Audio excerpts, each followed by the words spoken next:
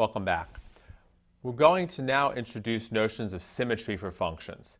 This is an important topic in its own right for the CLEP, as you may be asked to identify whether certain functions exhibit even symmetry or odd symmetry. They're also very helpful for plotting, because it can make it much more efficient to generate the picture if you can tell if a function is even or odd. So let's look at the definition. So first we'll talk about even symmetry. So we'll say f of x, a function, is even, also known as being symmetric about the y-axis, if for all values of x, f of x is equal to f of minus x. So the pictures for this are suggested by calling it symmetric about the y-axis. I notice that I have essentially a mirror image about this point, about this line. It's the same on both sides. So this is a mirror image about the y-axis. Similarly here, I have, again, a mirror image about this line.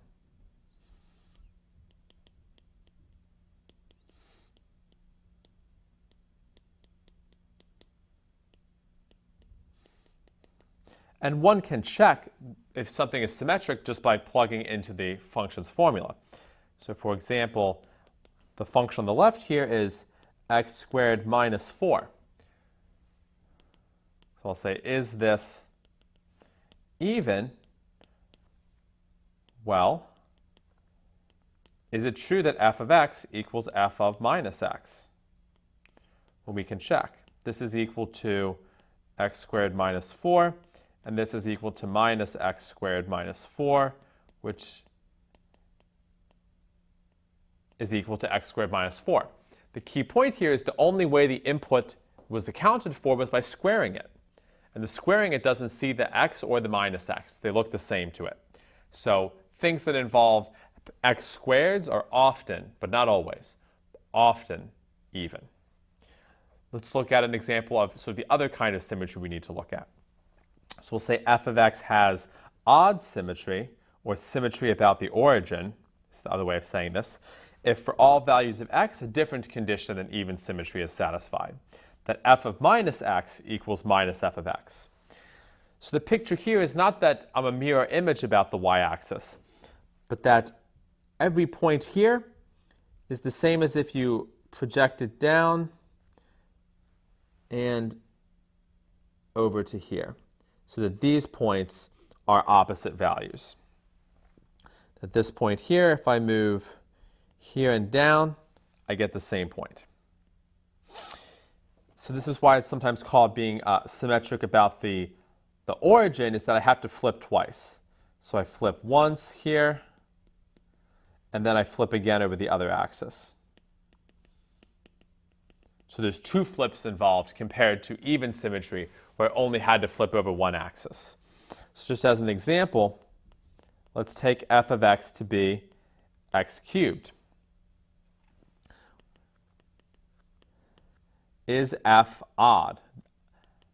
I.e., does it satisfy f of minus x equals minus f of x? Well, f of minus x equals minus x cubed, which is equal to minus x, and then just cubing x by itself. Because if I take minus 1 to the third power, that becomes minus 1. And then minus f of x is equal to minus x cubed, because the minus is outside to start with. So indeed, f of minus x equals minus f of x, so I am an odd function. Let's look at a few examples where I have to identify whether certain functions are even or odd. Again, this is a very nice sort of warm-up for this. All we have to do is either fit the function to a pattern we already know to be even or odd, or if we're in doubt, we can just check the formula. We can plug in minus x into the equation and see if I get f of x or minus f of x to get even or odd symmetry. So let's look at first f of x equals x to the fourth plus 1, and then we'll look at f of x equals x cubed minus 7x. So let's check to see if these functions are even or odd.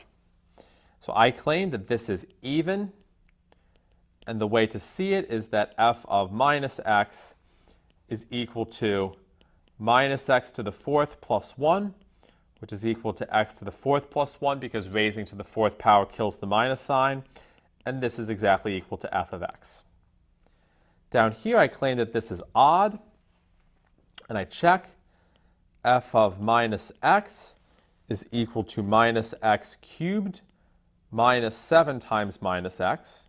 So this is minus x cubed plus 7x, and now I factor a minus sign out. So this becomes x cubed minus 7x, and now it's clear that this is minus f of x.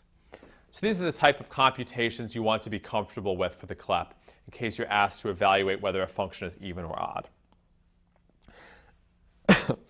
Now we can also visualize this from the plot, right? So for example, if we take f of x equals 1 over x, we can plot it and then try to determine whether it has any symmetry.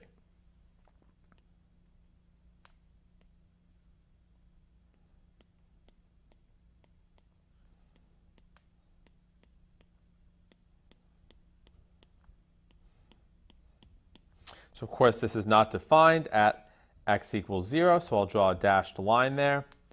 And then to help us out, we can pick some points. So if I plug in 1, I get 1. If I plug in minus 1, I get minus 1. And let's pick a few more. If I plug in 1/2, I get 2. If I plug in minus 1/2, I get minus 2.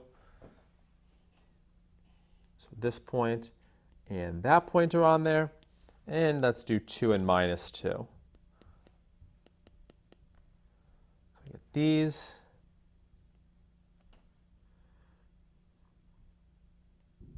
So the picture looks something like this.